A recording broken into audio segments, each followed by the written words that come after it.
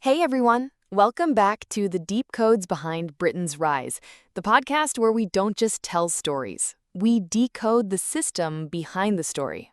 We break down the institutions, the power plays, and the hidden turning points that shaped Britain's rise. Not just what happened, but why it mattered. Today's episode, The Reformation, how a divorce reshaped a nation. And here's the big question. When did Britain really start becoming Britain? You might think the story begins with an empire, or industry, or even parliament. But no, it starts much earlier. And it begins with something far more explosive, the Reformation. Wait, so Britain's rise starts with a religious argument? Not just an argument, a rupture. One that reshaped not just beliefs, but power, land, and the law. All right, I'm intrigued. Break it down for us. Let's rewind to early 16th century Europe. Religion back then wasn't a private belief system you opted into. It was the operating system of society. Like pray on Sunday kind of thing? Way more than that. Christianity shaped your status, your income, your place in the social order. And the most powerful institution? Not the king. It was the church. It wasn't just a power. It was a parallel government that could make a king or break one. So you're saying the Pope was like a global CEO and kings were just ambitious regional managers? That's the perfect analogy. So when you challenge that institution, you don't just shake the system, you risk a civilizational seizure, a total rewiring. And that's what happened, starting in 1517 in Germany, with a monk named Martin Luther. Ah, yes, the guy with the hammer and the theses, right? Right. He nailed his 95 theses to the door of the Wittenberg church, challenging the teachings and authority of the Catholic Church. But what exactly ticked him off? The sale of indulgences. The church was offering spiritual fast passes. Pay money, and your dead relatives get to heaven quicker. You've got to be kidding me. Like a medieval VIP line for the afterlife? Exactly. Luther saw this as a betrayal of true faith. Salvation turned into a business model. He couldn't stay silent. Okay, so he speaks out, but how did it turn into a Europe-wide earthquake? Because the timing was perfect. The Holy Roman Empire was fractured. Many German princes wanted to push back against Rome. Supporting Luther gave them the excuse and the leverage. So this was never just a battle for souls. It was a battle for control. That's the code. Faith may have loaded the cannon, but it was power that lit the fuse. And this whole Protestant versus Catholic clash, it wasn't just a debate. It reshaped Europe, right? It did. Wars, realignments, empires rising and falling, all from this one spark. And England? It didn't stay out of it for long. Oh boy, you're saying the fire is about to cross the channel? And when it does, it won't be a monk who lights it. It'll be a king with a marriage crisis. Yikes, royal drama ahead. Let's go.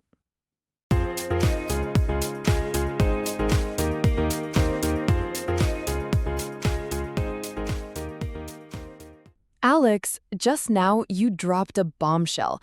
The Reformation wasn't just a theological debate, it was an explosion.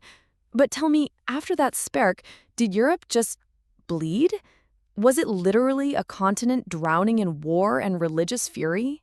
Absolutely. For decades, Europe was a battleground, and nowhere was that more evident than in France, with a night so dark it still chills you to the bone.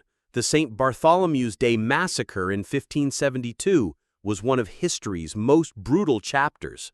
Protestants were hunted like animals, their homes stormed, the streets running red. Thousands butchered. Can you imagine? Catholic fathers turning swords on their own Protestant sons? Hold on. Did you just say Catholic fathers killing their own Protestant children?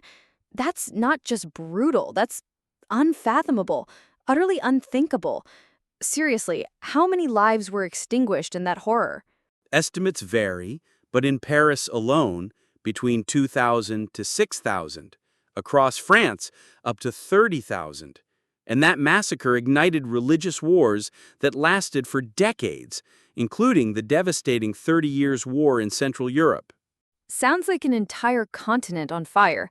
So, how did Britain manage to avoid all that mess? That's the big difference. Britain's Reformation was gentle by comparison. It didn't explode into civil war or mass killings.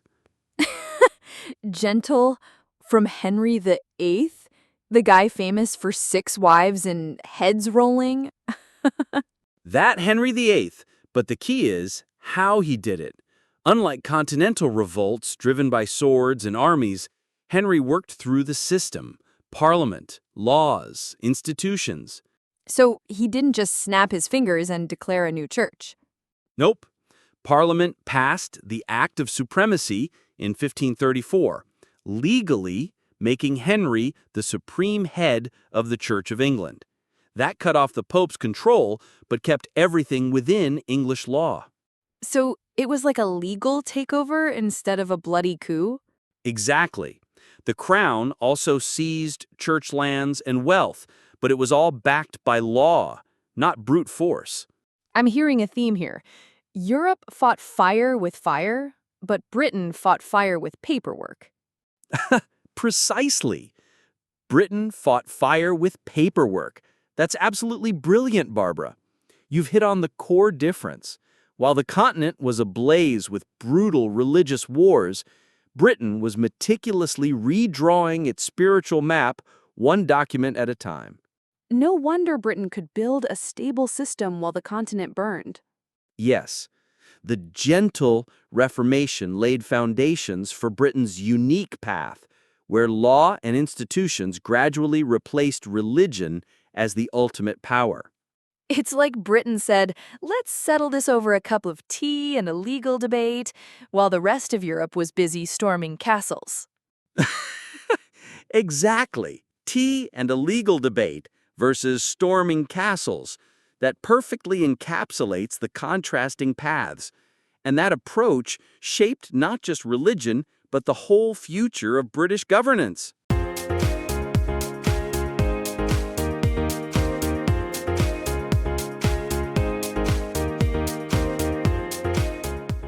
Alex, you just laid out how Britain uniquely sidestepped the bloody battlefields of the Reformation.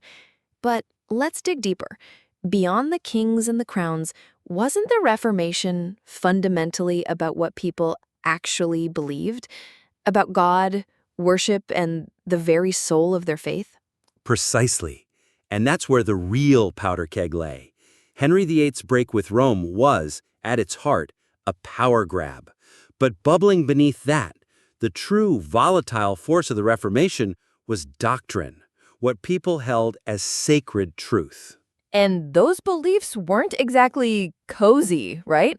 Protestants and Catholics were pretty divided. Big time. Protestants demanded an uncompromising purity of faith. They were literalists, taking Bible commandments like, "You shall have no other gods before me," to their absolute extreme. That meant no idols, no elaborate imagery, no veneration of saints. Period. End of story. So Protestants basically said, no Mary worship, no saint statues, get rid of all that fancy stuff. Exactly. Catholics honored Mary as the Mother of God, so she was venerated deeply. Protestants pushed back hard. Mary is human, not divine.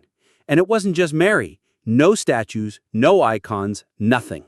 That explains why walking into a Protestant church feels so stripped down, almost stark, compared to the dazzling, gold-laden splendor of Catholic cathedrals, bursting with stained glass, statues, and gilded altars. Right. Think Notre Dame in Paris or Cologne Cathedral. Classic Catholic grandeur. Now, picture that stark contrast in Protestant churches. So, early on, did England's Protestants start smashing statues and causing chaos like on the continent? Oh, the radical wave was absolutely real. We're talking widespread iconoclasm, churches systematically vandalized, sacred ceremonies violently disrupted. Things were spiraling dangerously out of control. That sounds like an unavoidable recipe for full-blown civil war. Every deep-seated belief system clashing, tearing at the seams. So what on earth stopped England from simply imploding? Here's where England's unique spirit kicked in. Compromise, rooted in institutions and law. Rule of law here wasn't just rules. It was building systems that sought broad agreement, that avoided extremes. So England deliberately chose a middle way, right? Not a full Protestant purge, not a full Catholic holdout. Exactly. England deliberately forged a middle way. It adopted core Protestant doctrines, embracing theological purity, but crucially, it retained many of the familiar, even comforting Catholic worship practices. This unique, often paradoxical blend became the Anglican Church, the Church of England. Is that why Westminster Abbey looks like a Catholic cathedral but is officially Protestant? Precisely. Grand, ornate, full of tradition, but under the legal umbrella of Protestantism. That's the English compromise in action. So the profound takeaway is this. England's Reformation wasn't just lucky enough to be peaceful. It was a conscious, deliberate choice to prioritize dialogue, institutional stability, and the rule of law over rigid, unyielding dogma. Is that the true heart of it? Precisely. And that unwavering spirit of compromise, woven deep into the very fabric of its institutions, is arguably one of the most profound deep codes behind Britain's enduring rise.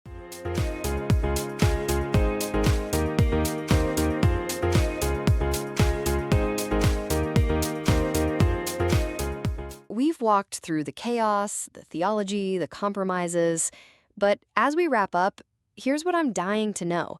What did England actually get from going down this weirdly calm, legalistic path? Great question. And the answer? Huge gains, politically, socially, economically. All right, hit me. First benefit. Political independence. Before the Reformation, the English Church answered to the Pope in Rome. Think about that. A foreign power influencing domestic decisions on faith and law. That's like outsourcing your soul to another country. Exactly. But after the split, the church reported to the English crown alone. That was a seismic step toward real sovereignty. So they didn't just change churches, they reclaimed control. Right. And next, internal stability. While much of Europe tore itself apart in bloody religious wars. France, Germany, all the big names. Total mayhem. Exactly. But England, thanks to its slower, rule-based approach, it avoided collapse. No nationwide civil war. Which gave it breathing room to grow, right? Trade, colonies, navy. Bingo. But what about the economy? Did this church shakeup help the pocketbook too? Big time.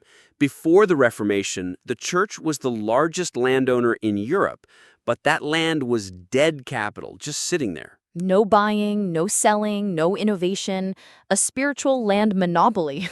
Exactly. But after the Reformation, Henry seized church lands and redistributed them. Suddenly, that wealth was moving, traded, invested, building loyalty. So it didn't just enrich the crown, it sparked a new class. Yes, the gentry, landowners with resources and ambition. They became the roots of England's middle class. Okay, so power, peace, profit. What else? The most surprising one, tolerance. Because England reformed through law, not violence, it became far more flexible in matters of belief. That made it a safe haven, didn't it? Exactly. In Elizabeth's reign, for instance, thousands of Protestant refugees fled massacres in Europe and came to London. St. Bartholomew's Day again? Yes, thousands were slaughtered in France, but those who escaped brought skills, capital, expertise.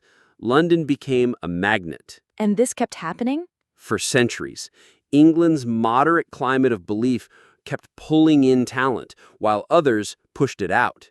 So all this power, peace, prosperity, openness, it wasn't luck. It was a system. Exactly. Underneath it all, Barbara, was one defining idea: institutional thinking. The idea that even faith, even revolution, needs structure. Yes. Once England applied law, compromise, and balance, even to religion, it builds something rare: a nation that could change without breaking. And that became a foundation for everything that followed. One of the deepest roots of Britain's rise. So, is the story over? Not even close.